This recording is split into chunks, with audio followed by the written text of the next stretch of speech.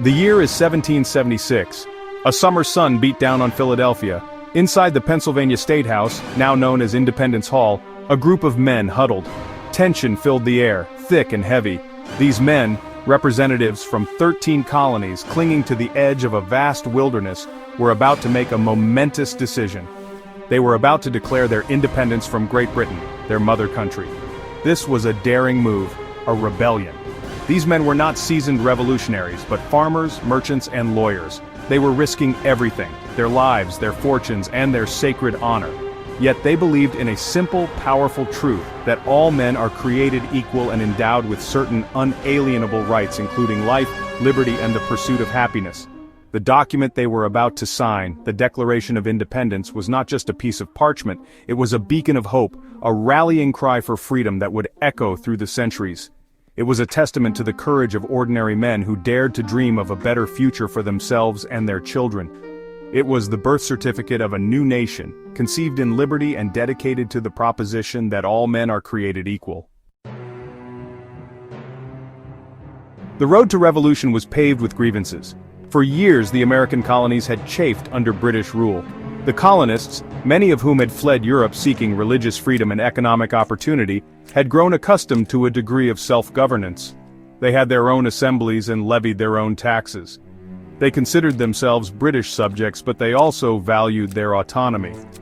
However, the relationship between Britain and its American colonies began to sour in the aftermath of the French and Indian War. The war, fought in part on American soil, had left Britain deeply in debt. To replenish its coffers, the British Parliament imposed a series of taxes on the colonies, including the Stamp Act and the Townshend Acts.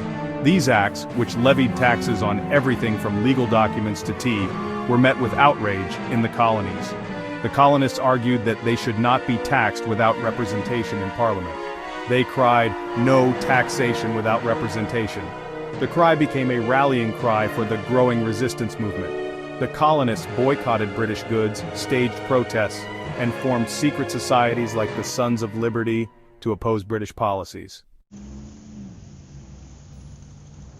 The simmering tensions between Britain and the colonies reached a boiling point in Boston in 1773.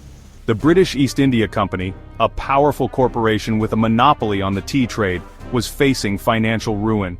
To save the company, the British Parliament passed the Tea Act, which granted the company a monopoly on tea sales in the colonies. The colonists saw the Tea Act as yet another example of British tyranny. They refused to buy the tea, even though it was cheaper than smuggled Dutch tea. On a cold December night, a group of colonists disguised as Mohawk Indians boarded 3 British ships docked in Boston Harbor and dumped 342 chests of tea into the water. The Boston Tea Party, as it came to be known, was a turning point in the relationship between Britain and the colonies. It was an act of defiance, a refusal to be bullied by a distant king and parliament. The British government responded harshly, closing Boston Harbor and enacting a series of punitive measures known as the Intolerable Acts. These acts only served to further inflame the colonists and push them closer to the brink of rebellion. As the situation in the colonies deteriorated, representatives from 12 of the 13 colonies met in Philadelphia in 1774 for the First Continental Congress. They petitioned the king for redress of their grievances and agreed to boycott British goods. They also began to prepare for the possibility of war. By the spring of 1776, it was clear that war was unavoidable. The Second Continental Congress met in Philadelphia, and a resolution for independence was introduced by Richard Henry Lee of Virginia. A committee of 5 was appointed to draft a Declaration of Independence, including John Adams, Benjamin Franklin, Robert Livingston, Roger Sherman, and Thomas Jefferson.